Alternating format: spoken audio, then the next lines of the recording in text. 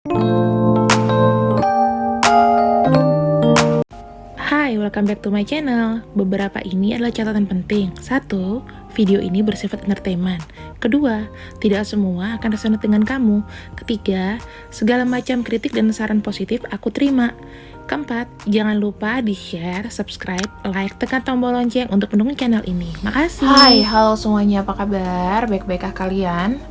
Sesuai dengan request ya, aku udah lihat untuk vote-nya.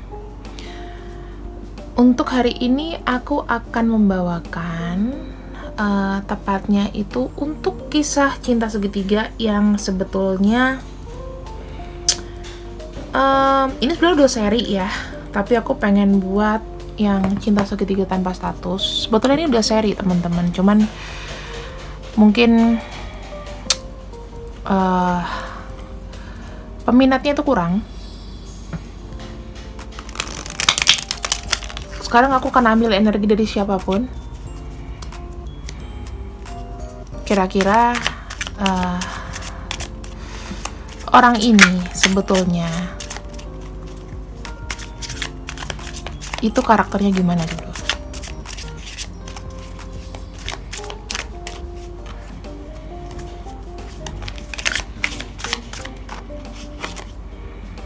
Three of Wands.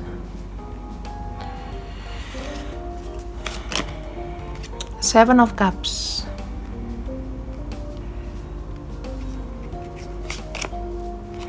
King of Coins.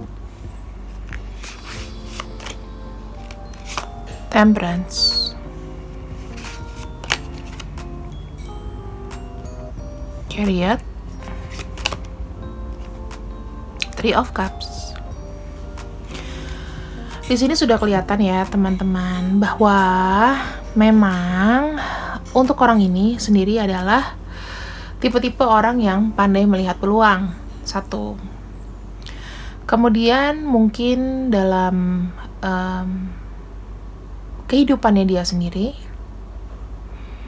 dia itu adalah tipe-tipe orang yang sebenarnya ada kayak banyak kekecewaan, ada banyak keinginan yang sebenarnya belum bisa digapai. Hayalan-hayalan tak pasti, terus keinginan-keinginan yang lebih dari kehidupan dia yang sudah dijalani ya. Orang ini orientasi pada pekerjaan dan juga kenikmatan duniawi ya. Jadi sebetulnya kalau secara perasaan dia agak flat.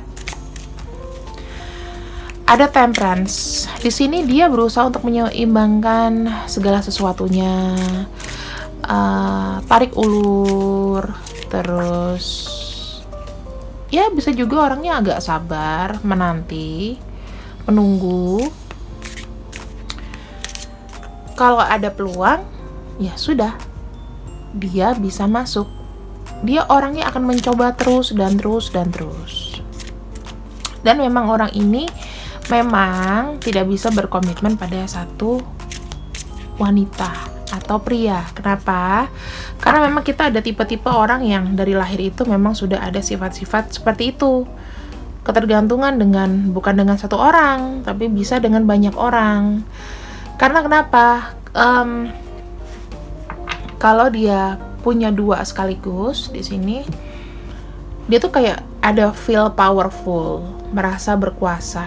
Kadang-kadang pernah nggak sih kalau misalnya kalian nih, misalnya aku wanita ya, berhubungan dengan pria gitu ya, berhubungan sama pria, tapi pria tersebut udah punya pasangan, terus kitanya sendiri nggak boleh berpasangan dengan yang lain, kayak gitu. Itu berarti ada namanya sisi egoistis sebetulnya di sini. Kemudian di sini faktornya itu banyak teman-teman. Jadi kalau misalnya memang pasangan kamu adalah pria, dia adalah orangnya itu yang kayak pasang badan gitu loh, ibaratnya kalau dia suka dia akan kejar sampai dapet. ini adalah orang-orang yang berambisi, orang-orang yang ibaratnya sebenarnya dia tuh banyak impian gitu loh. Berawal dari misalnya kayak coba-coba, pengenalan, lihat-lihat, oh ya kira-kira ini orang cocok sama aku. Bisa jadi dia itu sudah melihat kamu, ini kan masa lalu ya, di masa lalunya dia tuh udah lihat kamu. Sekarang dia tuh pengen kayak menunjukkan sisi powerful, sisi apa namanya, sisi kalau dia itu bener-bener, misal kalau dia pria bener-bener pria gitu loh, sisi kekuasaannya tuh ada kayak gitu. Sekarang kita akan breakdown lagi.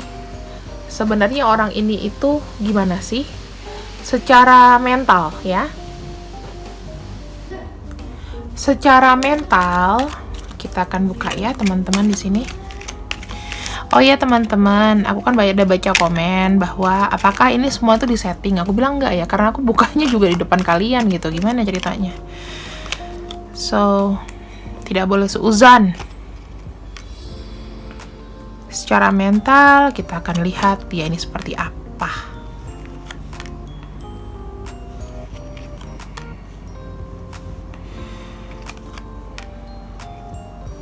Oke. Secara mental kita melihat ini ada Three of Wands dan Eight of Spades.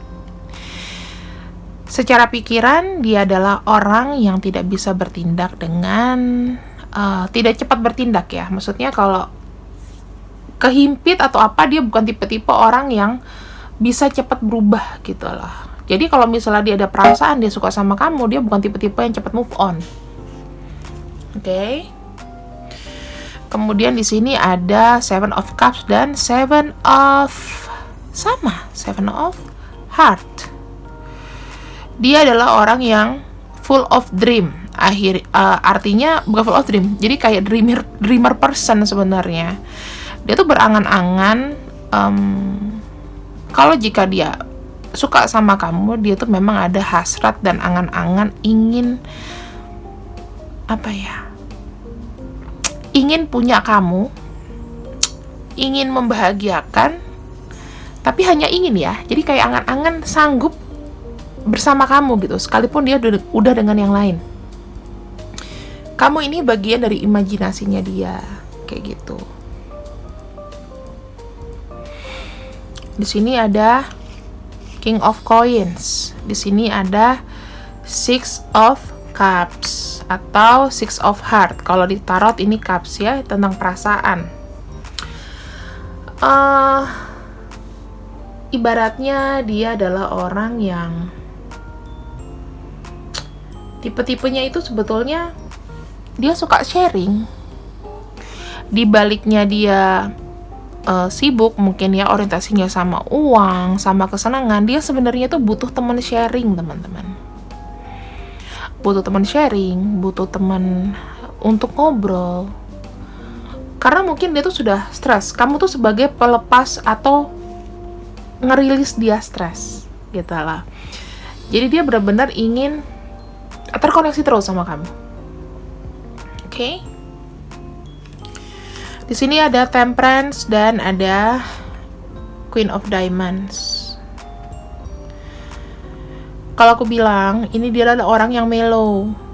Orang-orang yang tipe-tipenya itu seperti kayak ingin mengayomi kamu, tapi dengan situasi yang terbatas. Ingin ada dekat kamu, pengen tahu kabar kamu, tapi dia sendiri juga menyeimbangkan diri supaya mungkin nggak ketahuan sama pasangannya ya. Lebih kayak sikon. Makanya kenapa banyak orang yang kayak kalau kayak begini ya pasti kan nggak mau ketahuan. Jadi tuh dia akan cari sikon. Kenapa dia datang pergi kayak gitu. Di sini ada The Chariot dengan Five of Diamonds. eh fokusnya dia sebenarnya adalah dalam masalah materi. Mungkin kalau dalam komunikasi, dia ini ada lack of communication dengan orang yang bersama dia. Ada sesuatu yang tidak diungkapkan, ada sesuatu yang kayaknya slow banget. Jadi kayak, aku tuh mau ngomong ini sama kamu, tapi kalau aku ngomong selalu nggak tepat gitu loh. Nah, kenapa? That's why orang ini itu butuh teman lain. Nah, ini ada kamu di sini. Nah, ketika dia sudah punya pasangan di sini, ternyata dia itu adalah orang yang sebenarnya punya perasaan kayak konflik sama diri sendiri, ada konflik batin. Jadi ini adalah tipe-tipe orang yang sebenarnya dia itu pengen melakukan sesuatu, tapi sebetulnya ada perasaan bersalah juga. Tahu nggak sih maksudnya? Tipe-tipe orang yang kurang gentle sebetulnya. Jadi kalau misalnya salah, misalnya dia ini ketahuan sama istrinya, bisa jadi dia nggak milih kamu. Gitu loh, bisa jadi loh ya, bisa jadi energinya seperti ini. Jadi kerap kalau hubungan tanpa status, sebetulnya tuh kalau aku pribadi tidak pernah menyalahkan orang yang jatuh cinta. Cuman di sini kita tuh harus tahu ya, pertama salah karena memang sudah punya orang lain, apalagi kalau kita juga sudah punya pasangan. Tapi aku no judging, tetap no judging di sini. Biarlah. Kalau kayak begini, obatnya tuh apa sih, Kak? Kita buka di tarot aja, jadi supaya biar terbukti bahwa ini tuh bukan pesanan gitu loh. Ya. Kita buka untuk namanya How to Heal dari hubungan tanpa status ini. Gitu loh. Menghilangkan cinta aku rasa susah sih. Sampai kamu benar-benar ketemu orang yang tepat. Tapi kalau kamu nggak punya orang yang tepat gimana? Kita akan lihat di sini ya.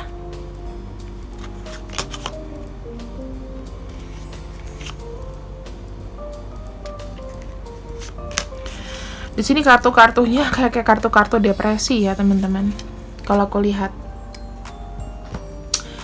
hubungan cinta segitiga tanpa status ini membuat perasaan kecewa, perasaan sakit hati yang mendalam, perasaan sedih, gundah gulana. Hubungan ini, kalau aku lihat adalah hubungan yang hanya pada saat ini, tapi masa depannya juga belum tahu. Ada King of Swords. Ketika kamu ingin memutuskan sesuatu, kamu tuh masih agak bingung gitu, agak ragu. Kenapa? Kamu merasa tidak ada orang yang baik selain dia. Bahkan kamu cenderung menutup diri di sini. Sehingga kamu nggak move on. Gitu loh. Jadi efeknya adalah seperti ini teman-teman. Ada kemelekatan di sini. Terlalu melekat. Sebenarnya harusnya gimana sih? Satu, ini harus kembali ke diri kamu sendiri.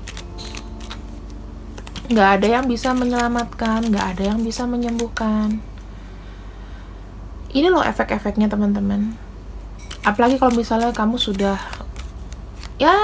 pernah menikah, atau umur kamu sudah bukan belasan tahun lagi, terjebak cinta seperti ini, kamu bisa loh nggak dapat pasangan lagi.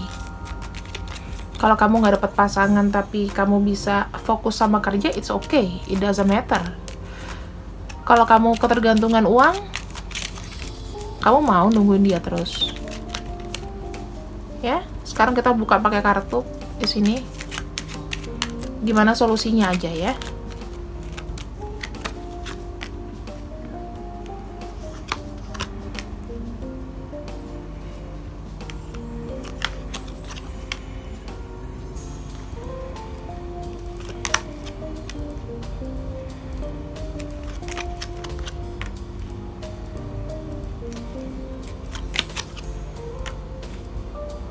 Oke. Solusi yang pertama. Di sini kamu harus dari diri kamu sendiri. Kamu harus lihat pandangannya itu ke future. Gimana sih future aku? Apa yang bisa aku kontribusikan untuk future aku? Apa yang bisa aku kerjakan untuk melupakan sakit hatiku bahwa aku ini adalah orang yang berguna, gitu loh.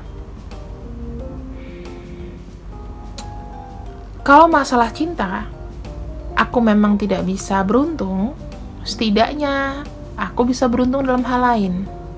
Pikirannya harus itu. Aku ini adalah orang yang bisa melihat peluang lain. Tanamkan di diri kamu sendiri. Yang kedua, setelah kamu meninggalkan ini, kamu harus yakin. Tapi ini adalah pelajaran penting ya teman-teman. Banyak dari teman aku, setelah dia move on, nggak cuma cinta yang dia dapat, keberuntungan. Kalau kamu di sini sudah bisa melihat peluang ke depan, kamu bisa apa? Kamu merasa dirimu berharga, kamu lepasin semua pikiran yang mengikat kamu, masalah perasaan dia bodoh amat. Kamu di sini akan dapat sukses dan keberuntungan. Itu yang semesta mau uji dari kamu. Bisa nggak kamu ngelewatin ini? Yang ketiga, cari teman. Bisa cari teman yang pikirannya itu mudah, cari teman yang pikirannya itu tidak terlalu berat, cari teman yang pikirannya itu simple. Misalnya gini, aku udah curhat nih, ya udahlah Mel itu suami orang, atau Mel itu bini orang, misalnya aku cowok gitu. Ngeselin sih.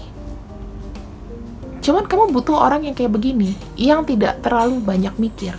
Ya udah sih, putusin aja. Ingat, cari teman yang tidak terlalu banyak beban pikirannya sama seperti kamu. Cari teman yang mungkin pikirannya lebih simple, lebih mudah, lebih gini loh. Justru orang yang lebih simple tuh lebih enak. Dia nggak mikir yang jauh-jauh, mikir ya sekarang aja. Kalau sekarang sakit, ya sembuhin sekarang juga. Gak usah nunggu besok. Kalau udah tahu dia brengsek, ya tinggalin. Gitu tuh. Cari teman yang kayak gitu. Yang keempat, di sini kamu harus melepaskan beban-beban yang ada di pundak kamu. Dengan cara apa? Komunikasi. Kalau dia masih ngikutin kamu, kalau dia masih kayak apa ya teman-teman, kayak bilang aku masih sayang sama kamu, itu kan nanti akan ada beban baru. Aku gak bisa ngelupain kamu, tapi gak ada masa depannya juga. Ini beban yang ada di pundak kamu, balikin ke dia. Misal dia ngomong, aku tuh sayang sama kamu, tapi aku udah punya istri. Ya udah, sayangin istri kamu, biarin aku sendiri. Tutup segala komunikasi. Kamu udah tahu ini adalah beban. Kenapa kamu masih mau pikul? Apa yang dia udah janjiin sama kamu ada yang kebukti nggak? Kalau misalnya istrinya tahu di sini, emang dia pilih kamu? Bisa gitu. Yang ketiga di sini, kamu harus sering namanya bersenang-senang. Misalnya bersenang-senang dalam hal nonton film, banyak hangout sama teman, coba kenalan dengan orang lain. Kalau kamu nggak mau pacaran, selesaikan dulu urusanmu sama ini orang. Bisa aja aku balik. Oh iya, kalau seandainya kamu masih mau aku sama kamu, aku single di sini, suatu saat aku akan cari orang lain. Kamu nggak boleh marah. Berarti itu tandanya kita sudah end. Cari orang baru. Masa sih? Seberapa dalamnya kamu sama ini, kamu nggak bisa ngedalamin orang lain. Tapi ingat teman-teman, harus waspada. cari namanya benar-benar apa ya, mentang-mentang kamu dapat orang lain nanti kamu galau lagi, nggak bisa move on, malah banding-bandingin sama dia. Jangan pernah bandingin, dan jangan juga buru-buru. Kalau aku, cara yang paling baik adalah ketika kita memang terlibat dengan karmik, atau kita terlibat dengan orang yang terus menghantui kita seperti ini, mulai rilis kamu itu apa sudah sebagai stakeholder aku atau belum. Kamu itu bisa ngontrol aku, memang kamu udah kasih apa sama aku selama ini, selain rasa pahit, rasa PHP, rasa kangen yang gak pasti. Kalau kamu kangen emang dia bisa, kalau sama istrinya dia chatting kamu kan pasti di blok atau dibuka lagi, dibuka lagi. Capek teman-teman. Ayo, sekarang kita harus berpikir jernih. Banyakin meditasi, banyakin nonton film. Kamu gak usah mikirin dia. Coba deh bayangin. Kamu mungkin kan di sini ada yang sudah sering pacaran. Kalau kamu kepentok sama satu orang dan itu nggak bisa lupa, berarti dia itu adalah karmic relation. Kalau sudah menjadi karmic relation, obatnya cuma satu. Dari semesta, dari manapun harus dilepas. Karena karmic relation itu nanti bisa, ini loh teman-teman, bisa ngebuat kamu menjadi orang yang nggak maju-maju. Kalau dia baik sama kamu, ya suruh seriusin. Intinya mau atau tidak, iya atau tidak, nggak ada namanya abu-abu. Kamu sendiri juga harus punya hidup, iya atau tidak, nggak ada namanya abu-abu. Ya kan? Sampai kapan mau jadi abu-abu terus? Nggak jelas. Abu-abu tuh cuman adanya di rock SMA. Kalau udah umur 30 ke atas sudah nggak usah namanya abu-abu. Mau jadi apa? Mau jadi cowok, mau jadi cewek? Ya. Kalau kamu cowok tapi mau jadi cewek nggak masalah juga. Udah menentukan kan?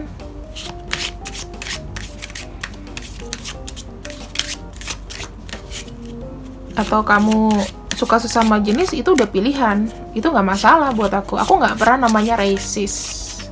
Tapi minimal kamu ada sikap bahwa kamu mau jadi diri kamu sendiri. Ya? Itu yang penting. Misalnya aku cewek gitu. Aku suka sama cewek misalnya. Ya kamu udah menentukan sikap. At least seperti itu. Sama dengan hubungan ini. Kalau dia gak bisa kasih sikap, kamu yang harus kasih sikap. Tuh. Oracle-nya adalah memilih jalan tengah agar keseimbangan menjadi perubahan yang harmonis. Jalan tengahnya apa? Terus pisah, sahabatan. It's up to you. Jangan mikirin dia siang malam, teman-teman. Siang, malam, sore. Dia mikirin kamu nggak?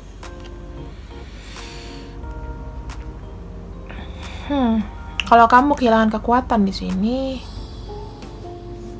fondasi kehidupan kamu atau setengah dari jiwa kamu itu pasti akan gone by. Kamu jadi linglung, jadi orang yang nggak tahu mau ngapain. Padahal kamu itu adalah orang yang apa ya? Yang berarti lah. Kenapa harus bisa stuck dengan satu orang? Cinta banget, udah berbuat terlalu jauh. Namanya itu pelajaran, sayang. Jadi kalau kamu pernah jatuh, pastikan kamu harus bangkit. Jangan mau dijebak sama orang. Ya. Ini dia yang paling penting. Segalanya menjadi rumit jika ketakutan dan kecemasan masih bersemayam. Kalau kamu masih mikirin dia terus, masih tidak ada oksigen baru di kepala kamu, ya semuanya akan jadi rumit. Yang rugi siapa? Yang rugi kamu. Dianya rugi nggak? Oh, dia nggak rugi. Dia mikirin kamu tapi udah punya pasangan, terus gimana? Nggak kehilangan sama sekali. Masih ada yang ngeladenin. Kalau kamu yang sakit, emang dia bisa ke rumah sakit nungguin kamu? Yang datang juga keluarga kamu sendiri. Atau kalau misalnya dia ketahuan sama pasangannya, apa dia bisa langsung milih kamu? Coba sih, dites dulu aja gitu. Sebenarnya apapun kendalanya yang membuat kamu gak bisa maju adalah pikiran kamu sendiri. Kenapa kamu harus takut kamu sendiri? Aku takut kak, kalau aku lepasin aku gak punya pacar. Buat apa? Kalau punya pacaran juga rasanya sendiri. Kecuali begini, kamu ada orang ketiga, tapi sifatnya buat penyemangat hidup. Tapi it's impossible sih. Rata-rata kalau orang punya orang ketiga, pasti namanya cinta, dan jadi itu cemburunya berlebihan. Dan kamu kadang-kadang juga bisa cemburu sama pasangan resminya gitu loh. Ya, itu bukan hak kita sih. Kita harus sadar diri bahwa kita itu mampu dan bisa lepas. Kalau dia bisa buat kamu bertekuk lutut, kenapa sekarang kamu gak bisa punya bola panas buat dia ngejar kamu aja? Kalau dia gak bisa, berarti bukan dia bukan buat kamu. Hidup itu pilihan kok. Mau sakit mau gak, kamu yang buat. So, semoga puasanya lancar, bentar lagi sudah berbuka. Aku sengaja buatnya nih agak sore karena aku sibuk banget seharian. Semoga ini bisa menginspirasi. Ya, sorry kalau kata-kataku tuh agak pedes, agak kurang kurang dinamis. Tapi kadang-kadang kita tuh harus keras. Anggap aja aku ini sebagai bisikan jiwa kamu, supaya kamu bisa berjalan lagi ke depannya. Ketika kamu nanti tidur, kamu buka mata, kamu ingat kata-kataku. Hidup itu pilihan. Jangan biarkan rasa sakit itu masuk. Kamu yang punya pintu, kamu yang punya kendali, bukan orang lain. Oke, bye-bye.